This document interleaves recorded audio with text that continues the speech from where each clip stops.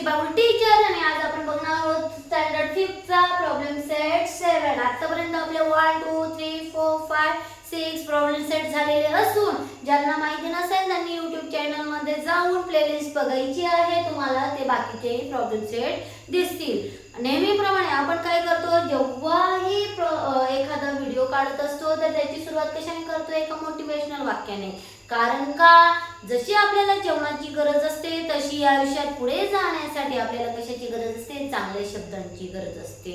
तर आजचं मोटिवेशनल वाक्य काय आहे, आज आराम करून आयुष्यभर कष्ट करण्यापेक्षा शैक्षणिक जीवनात कष्ट करून आयुष्यभर आरामात जगणं कधीही चांगलं. जर आज तुम्ही अभ्यासाला कंटाळा केला, मला जीवावर येतो, मला एवढा अभ्यास करायचा नाही, मला ते आवडत नाही, मला गणित आवडत नाही, मला इतिहास आवडत नाही, जरी आवडत नसेल तरी करा. जर तुम्ही आज शैक्षणिक जीवनात कष्ट केले नाही, चांगला अभ्यास केला नाही, तर तुम्ही चांगले पदावर जाणार नाही. आणि चांगले पदावर गेले नाही तर तुम्हाला बैलासारखे कष्ट करून पैसा कमवावा लागेल.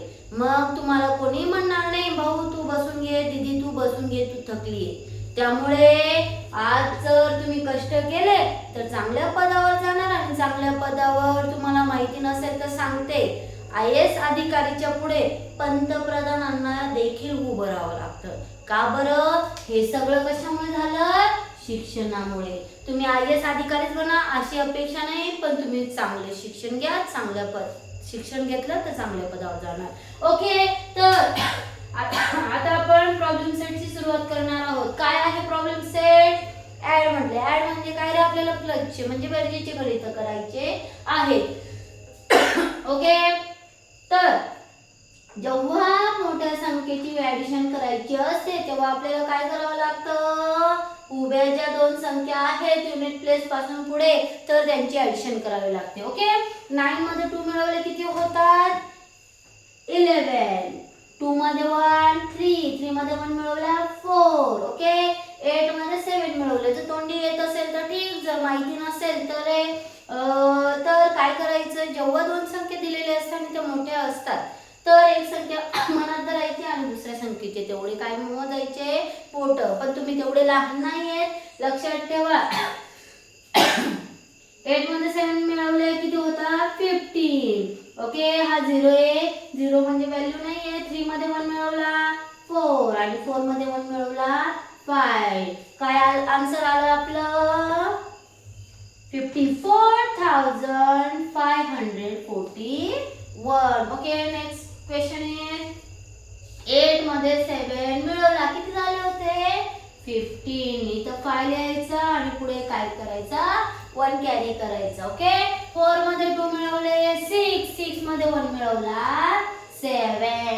6 मध्ये 4 मिळवले 10. तोंडी पाठ आले पाहिजे. तुमचं वयोगट लहान नाही, बोट मोजणार, गोटे काढणार काही त्यासाठी करायचं नाही, तेवढी तुमची प्रॅक्टिस झाली पाहिजे. 6 मध्ये 1 मिळवला 7. 5 मध्ये 1 मिळवला 6. ओके, काय आन्सर आला आपला 67,075. ओके, पुढचं गणित काय आहे, 7 + 9.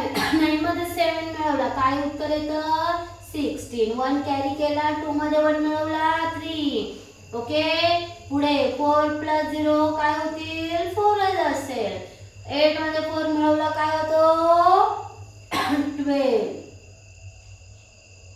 1 काय केला, कॅरी केला. 6 मध्ये 1 मिळवला 7. 7 मध्ये 2 मिळवले 8 आणि 9. काय उत्तर आलं 92,436. ओके, पुढचं एक्झाम्पल काय आहे, 6 मध्ये 0 मिळवला 6च राहील.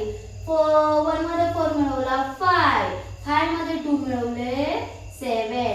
8 मध्ये 3 मिळवला 9 10 11. 1 कॅरीला. 3 मध्ये 1 मिळवला 4. 4 मध्ये 2 मिळवला 6. काय उत्तर आलं आपलं 61,735.